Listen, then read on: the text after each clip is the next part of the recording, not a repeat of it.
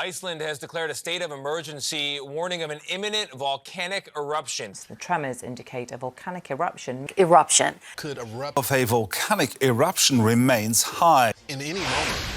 Evacuations are underway in parts of Iceland. Thousands flee in Iceland. People have already evacuated a small fishing town. Alarming signs in Iceland where waves of tremors are shaking and splintering parts of the country. So, what exactly is going on in Iceland right now? Well, to start, Iceland is a small country with a population of about 370,000 people and a land area that is about the size or slightly smaller than the state of New York. And yet, it has about 130 active volcanoes. This is because Iceland sits atop a hotspot, a region of the Earth's mantle that pushes magma upwards and creates volcanically active regions, like the Hawaiian Islands or even the notorious Yellowstone supervolcano. The Reykjanes Peninsula is located on the southwestern portion of Iceland. The peninsula holds many of the first sights that people see as they visit Iceland. International flights fly into Keflavik Airport, and not too far from there is the capital of Iceland, Reykjavik. Sitting about 30 miles away from Reykjavik and less than 20 miles away from the airport is Grindavik,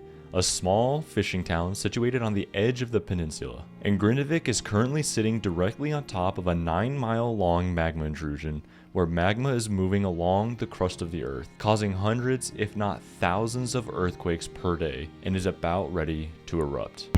Signs of what lies beneath. Steaming cracks and crevices open up through the Icelandic coastal town of Grindavik, following weeks of incessant earthquakes. However, volcanic activity is nothing new for Iceland. In fact, Iceland is so notorious for its volcanic activity that it has made volcanism a part of its country identity. Areas such as the Blue Lagoon Spa are in part created because of Iceland's unique geography that allows the byproduct of a geothermal power plant to become one of the most popular tourist spots in Iceland. Or we get the other side of this volcanism as shown in the 2010 eruption of Eyjafjallajökull. This event became notorious for being extremely disruptive to air travel in Europe, as over 100,000 flights were cancelled over 6 days. Due to many factors, this volcano would shoot ash directly into the jet stream and blow across the majority of Europe. And volcanic ash is a major hazard to aircraft, and it affected so much European airspace that it was the largest air traffic shutdown since World War II.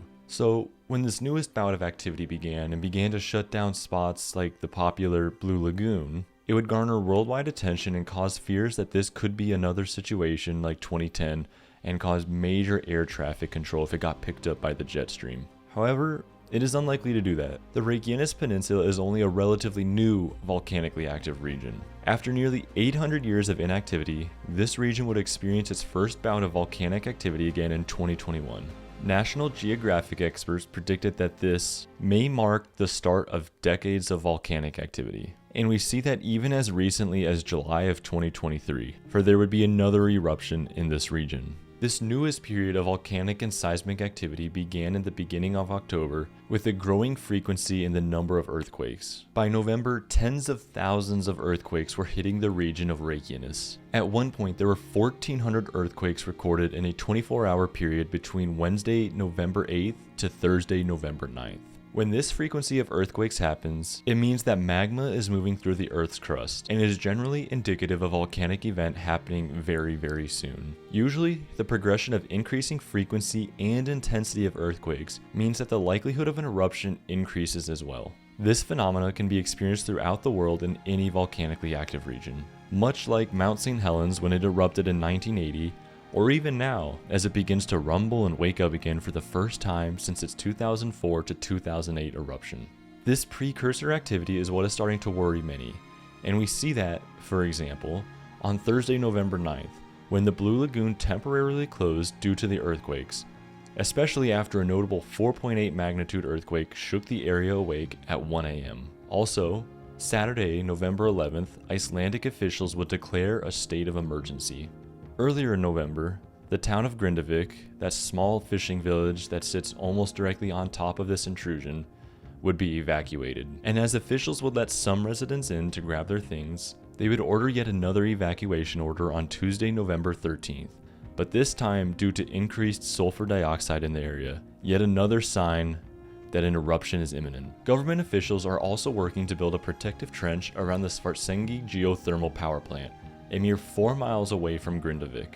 This power plant provides electricity and geothermal water to heat houses to nearly 30,000 people that live in the Reykjanes Peninsula, and also is a part of the byproduct for the Blue Lagoon.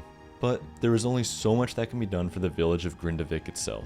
Dr. Bill McGuire said, "Grindavik is very close to the position of the new fracture, and its survival is far from assured.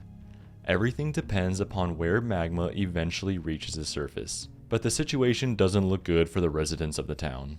As far as this eruption goes, predictions are all over the place. Originally, a combination of the sudden events and fear had people thinking this would be a 2010 repeat, but as more data has come in, more and more scientists are saying it shouldn't be anything too bad. But, as Dr. Bill McGuire also said, it is notoriously hard to forecast how big an eruption will be.